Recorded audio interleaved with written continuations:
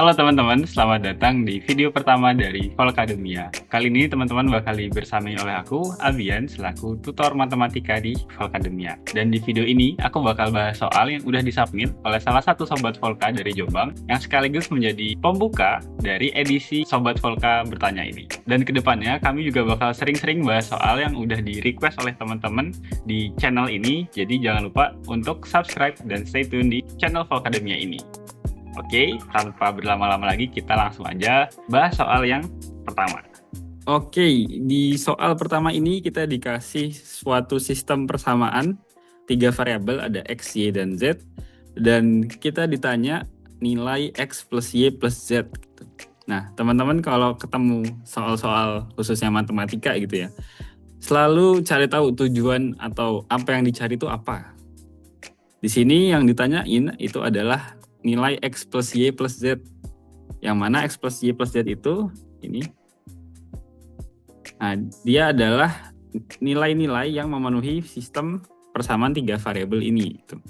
Nah, ini bisa kita kerjain dengan cari dulu X-nya apa, Y-nya apa, Z-nya apa. Salah satu trik untuk ngerjain sistem persamaan 3 variabel kayak gini, usahain teman-teman misal nanti ada persamaan yang 3 variabel, contohnya kayak gini. Ini 3 variabel, usahain selalu bawa ke 2 variabel. Artinya nanti dibawa ke X plus Z misal, sama dengan sesuatu. Dengan cara eliminasi. Seperti itu. Nah, untungnya di soal yang dikasih di sini, itu adalah sistem persamaan 3 variabel, tapi masing-masing persamaan tuh cuma 2 variabel teman-teman. Jadi, hitungannya udah enak ini. Nah, trik kedua adalah untuk eliminasinya, cek persamaan yang punya variabel-variabel yang sama. Ini aku namain persamaannya 1, 2, dan 3 gitu ya. Nah, kalau kita lihat di sini, yang punya variabel-variabel yang sama adalah persamaan 1 dan persamaan 3. Artinya kita bisa, pertama di sini adalah eliminasi persamaan 1 dan 3. Berarti kita punya 2X plus 2Y sama dengan 6. Terus dari persamaan 3 adalah X plus 5Y sama dengan 11. Nah, untuk bisa eliminasi kita harus samain koefisien. Artinya, di sini aku mau eliminasi X ya, karena kayaknya lebih enak. Kalau kita lihat koefisien X yang bawah itu kan adalah 1. Jadi supaya sama dengan yang atas, berarti kita kali 2 kedua ruas yang bawah. Artinya ini jadi 2X, terus ini jadi 10Y karena 5 kali 2, ini jadi 22. Nah, dari situ kita kurangin. Jadi kita peroleh min 8Y sama dengan minus 16. Nah, karena di sini minus 8 kali Y, berarti kita bisa nyari nilai Y dengan bagi kedua ruas dengan minus 8. Jadi ini minus 16 dibagi minus 8, hasilnya adalah 2. Berarti kita dapat nilai Y adalah 2. Sekarang kita mau cari nilai X. Nah, karena kita udah tahu nilai Y-nya berapa, berarti kita bisa masukin lagi ke persamaan 1 atau persamaan 3 supaya dapat nilai X. Jadi, aku mau substitusi Y sama dengan 2 ke persamaan 3. Artinya aku punya X ditambah 5 dikali 2 sama dengan 11. Jadinya X tambah 10 sama dengan 11. Berarti nilai X-nya adalah 1. Gitu. 11 minus 10. Oke, kita dapat X-nya 1. Sekarang tinggal cari yang Z. Nah, Z-nya di sini itu bisa dicari dengan menggunakan persamaan yang kedua, teman-teman. Kalau kita lihat di situ kan ada X min 3Z. X-nya udah dapat, berarti tinggal cari 3Z-nya. Jadi kita substitusi X sama dengan 1 ke 2. Berarti kita peroleh 1 min 3Z sama dengan minus 8. Jadi kita punya min 3Z sama dengan min 9, karena min 8 min 1. Artinya Z kita sama dengan min 9 per min 3, yaitu 3. Nah, kita di sini udah dapat X, Y, Z 1, 2, dan 3, berarti jawabannya adalah, kita jumlahin aja semuanya. Jadi adalah 6. Jawabannya yang C, seperti itu. Oke, kita lanjut nomor 2. Nah, di sini sedikit lebih menantang ini. Kalau kita lihat, mungkin pas pertama kali lihat, wah kok ini ada akar-akar, angkanya jelek banget gitu. Cuma di sini teman-teman kalau ketemu pecahan kayak gini bisa coba pakai faktorisasi atau kali sekawan untuk merasionalkan istilahnya. Kalau aku sendiri ngerjainnya, bisa kita kali dulu yang bawahnya gitu. Karena kalau di sini kita cek sekilas kayaknya nggak ada pola-pola yang bisa menggunakan faktorisasi gitu. Jadi kayaknya enaknya kita coba kaliin dulu aja gitu. Jadi kita hitung bawahnya, berarti kita punya R itu adalah yang atas tetap 20 akar 2 min 25. Kita hitung bagian penyebut. Berarti kita punya 10 kali 2 berarti ada 20. 10 min akar 2 berarti min 10 akar 2. Terus 20 akar 2 kali 2 berarti jadinya 40 akar 2. Yang terakhir 20 akar 2 min akar 2 berarti jadinya 20 kali 2 gitu. Minus, berarti jadi minus 40. Berarti kita bakal punya di sini 20 akar 2 min 25 per, kita hitung di sini yang depan ada 30 akar 2, lalu ada 20 min 40 jadi minus 20. Oke. Kan angkanya sedikit lebih enak gitu ya. Sekarang kita bisa faktorisasi. Kita keluarkan. Kalau yang atas, kalau kita cek itu 20 sama 25 sama-sama kelipatan 5. Artinya bisa kita keluarin 5. Jadi 5 kali 4 akar 2 min 5. Yang bawah itu sama-sama kelipatan 10. Berarti bisa kita keluarin 10-nya. Jadi kita punya 3 akar 2 minus 2 gitu. Nah di sini 5 sama 10 bisa dicoret. Jadinya kita punya setengah dikali 4 akar 2 min 5 per 3 akar 2 minus 2. Nah kalau udah kayak gini diapain? Kita bisa rasionalkan dulu. Nah rasionalkan itu kita kali dengan sekawannya, sekawan yang bawah.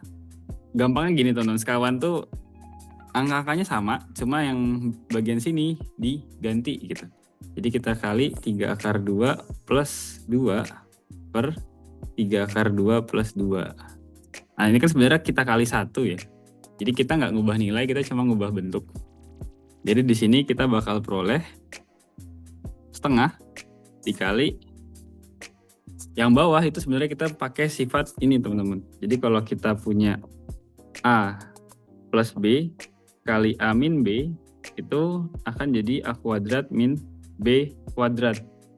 Berarti kasus ini jadi A-nya, ini jadi B. Berarti kita peroleh 3 akar 2 kuadrat yaitu 18 min 2 kuadrat jadi 4. Nah yang atas itu kita jabarin aja nih. 12 akar 2 kali akar 2 berarti 24 plus 8 akar 2 min 15 akar 2 min 10. Bawahnya tadi 18 min 4. Oke. Berarti kita punya di sini jadinya setengah. Yang atas kita sederhanakan. Berarti 14 minus 7 akar 2 per 18 min 4 yaitu 14. Oke, ini sedikit lagi teman-teman. Kita pindah ke kiri aja. Jadi kita bakal peroleh R sama dengan setengah. Yang atas bisa kita faktorisasi karena 14 dan 7 sama-sama bisa dibagi 7. Berarti kita tulis sebagai 7 dikali 2 min akar 2 per 14. Berarti ini bisa kita bagi 7 sama 14 jadi 2. Jadi hasilnya adalah 1/4 dikali 2 min akar 2. Nah ini adalah nilai R-nya. Sedangkan yang ditanya adalah 4R min 2 kuadrat. Berarti bisa kita hitung. 4R min 2 dikuadratkan itu akan sama dengan, kalau R-nya adalah 1/4 2 min akar 2 berarti 4R-nya kan jadi 2 min akar 2 lalu dikurang 2 kuadrat. Jadinya adalah min akar 2 kuadrat. Hasilnya adalah 2. Jadi jawabannya yang D. Gitu. Oke, kita udah dapat 2 soal. Lanjut ke soal terakhir. Oke, di nomor 3 ini yang levelnya paling menantang dibanding 2 soal sebelumnya. Jadi teman-teman harap fokus dan lihat cara aku ngerjainnya.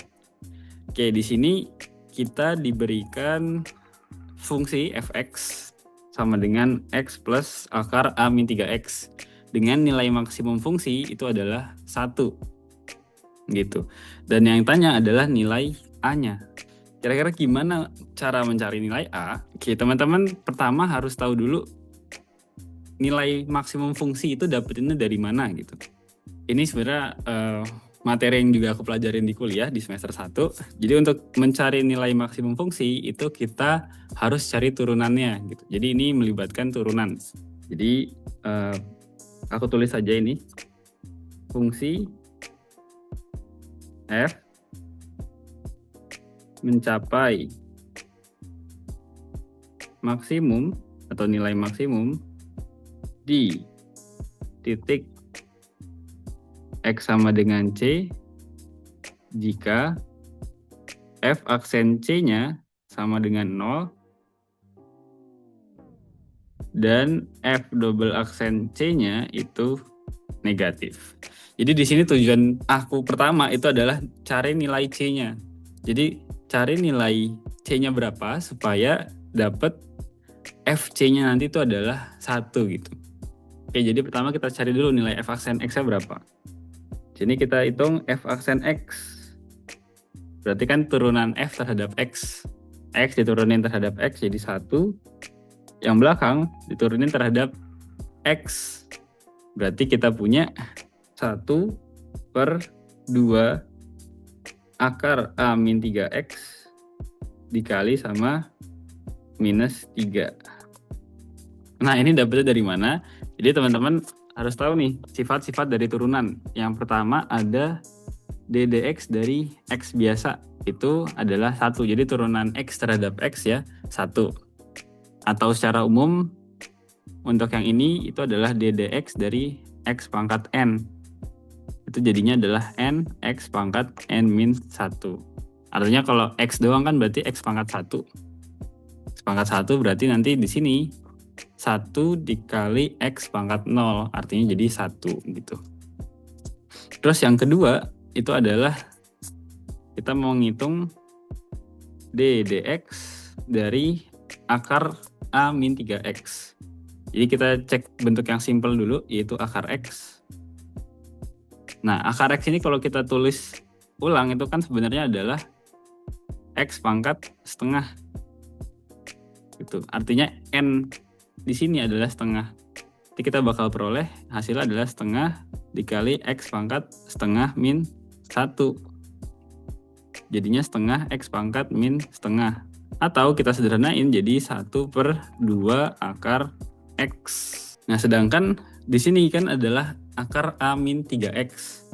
Jadi semisal diganti yang dalamnya jadi A min 3X, berarti nanti kita bakal punya, aku tulis di sini aja, ddx dari akar A min 3X itu adalah, di sini A-nya adalah konstanta teman-teman. Jadi kita nggak perlu menghiraukan A-nya, kita fokus ke yang ada X-nya. Ini namanya turunan rantai teman-teman. Jadi kita turunin yang akarnya dulu, jadi kita dapat 1/2 akar A min 3X dikali turunan dari dalamnya, yaitu A min 3X. Nah turunan dalamnya itu adalah min 3. Berarti kita punya Ini 2 akar A-3X dikali minus 3. Jadi dapatlah yang ini. Nanti semisal ada yang mau tanyain lebih lanjut bisa ditanya aja di kolom komentar teman-teman. Kita lanjut dulu ini. Hasilnya jadi 1 minus 3 per 2 akar A-3X. Oke, itu nilai f aksen X-nya. Nah, yang kita mau cari adalah nilai C supaya f aksen C sama dengan 0. Berarti kalau kita punya f aksen C-nya sama dengan 0, ini yang pertama, ini kedua. Kalau f aksen C sama dengan 0, berarti kan f aksen C itu sama aja dengan 1 min 3 per 2 akar A min 3C. Sama dengan 0. Artinya kita bakal punya 1 sama dengan 3 per 2 akar A min 3C. Gitu teman-teman. Terus berarti di sini kita bakal peroleh 2 dikali akar A min 3C sama dengan 3. Kita kuadratkan kedua ruas, berarti jadinya adalah 4 dikali A min 3C sama dengan 9. Berarti kita peroleh 4A min 12C sama dengan 9. Aku bawa ke atas saja. Jadi kita peroleh 12C sama dengan 4A min 9. Berarti C-nya adalah 4A min 9 per 12. Jadi di sini interpretasinya adalah nilai fungsi fx itu akan mencapai nilai maksimum 1 ketika C-nya adalah 4A min 9 per 12. Gitu ya teman-teman. Jadi ini gampangnya adalah dia titik pembuat f maksimum. Bukan nilai maksimum dari fx-nya, tapi titik. Jadi dia adalah titik x sehingga fx-nya adalah 1 gitu gampangnya. Sedikit lagi. Nah, kan kita udah dapat C-nya berapa supaya dia pembuat f-nya nilainya 1. Berarti kita bakal peroleh di sini fc itu akan bernilai 1. Nah, fc itu berarti kita masukin ke dalam sini. Berarti kita punya C plus akar A min 3C sama dengan 1. Terus kita ganti C-nya dengan ini yang kita unguin. Berarti kita punya 4A min 9 per 12 ditambah A min 3 dikali C. 3 dikali 4A min 9 per 12 sama dengan 1. Berarti kita punya 4A min 9 per 12 ditambah A min 4A min 9 per 4 sama dengan 1. Terus gimana? Kita jabarin aja. Berarti kan kita bakal punya 1/3A min 3 per 4 ditambah A min A plus 9 per 4 sama dengan 1. Kita bawa ke atas. Berarti kita punya 1/3A min 3 per 4 ditambah akar 9 per 4 sama dengan 1. Dikit lagi.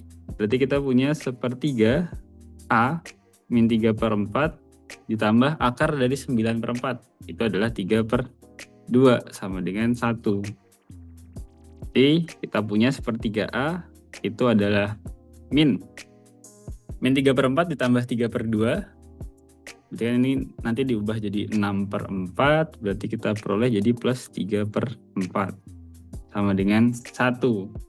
Nah, artinya teman-teman kita punya 1/3A itu sama dengan 1/4, sehingga kita punya nilai A-nya adalah 3 per 4. Oke, jadi jawabannya adalah yang E. Begitu teman-teman. Semoga cukup jelas. Misal nanti ada yang mau tanyain, silakan teman-teman tanya di kolom komentar. Sekian video pembahasan kali ini. Apabila teman-teman ngerasa ini bermanfaat, silakan di like dan di share ke teman-teman lainnya supaya semakin banyak orang yang terbantu gitu. Oke, sekian dari aku. Bye bye. Wah,